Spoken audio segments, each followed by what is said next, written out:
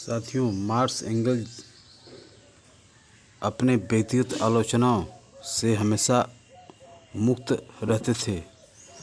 वे केवल इसलिए नहीं कि उनसे मुक्त रहने की उन्होंने कसम खाई थी या वैसा कोई निश्चित वसूल या सिद्धांत बनाया हुआ था, बल्कि इसलिए कि उनके चिंतन शैली, कार्यशैली वैज्ञानिक थी, ध्वन्यात्मक भौतिकवादी था।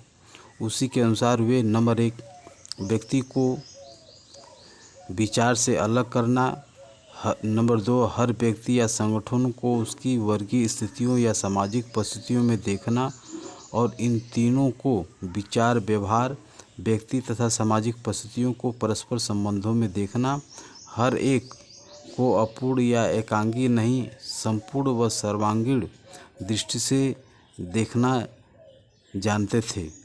चूँकि वे विचारवादियों की तरह किसी व्यक्ति के विचारों को महज उसकी दिमागी उपज न मानकर उसकी सामाजिक परिस्थितियों की उपज मानते थे, जिसमें वह रहता, सोचता व क्रियाशील होता है।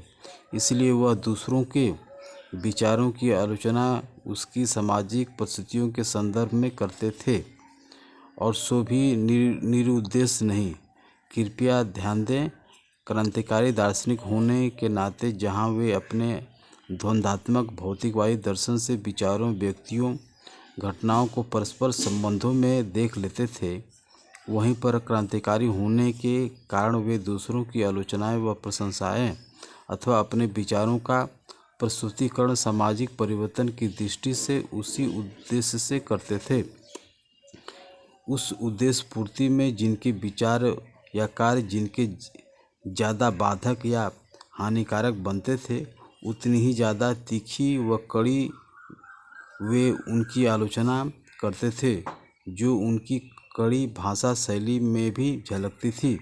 इसलिए हमने पहले भी कहा कि जो लोग कार्ल मार्क्स एंगल्स की आलोचना शैली व भाषा के तीखेपन, कड़ेपन की आम आलोचना करते हैं, उन्हें मार्क्स एंगल्स की आलोचना करने से पहले उनकी आलोचनाओं को भी जानना चाहिए कि वे लोग कौन थे, उनके विचार, सिद्धांत, कार्य, व्यवहार, भाषा शैलियाँ, विचार शैलियाँ क्या थी। तभी उन्हें पता लगेगा कि मार्क्स एंगल्स ने क्यों कर उनकी तीखी या कड़ी भाषा में आलोचना की थी।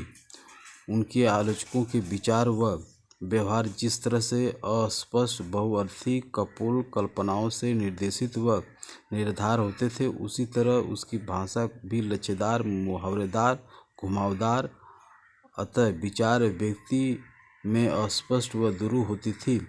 भाषाई लचीदारी इसी वैचारिक अस्पष्टता को छिपाने के काम में आती है। ऐसे में स्वाभाविक था कि मार्क्स एंगल्स से अपने विचारों व उनकी भाषाओं की आलोचना सुनकर विचारवादी, व्यक्तिवादी लोग अपनी त्रुटियों देखने के बजाय मार्क्स एंगल्स से ही व्यक्तिगत जलन व ईर्ष्या द्वेष करते थे।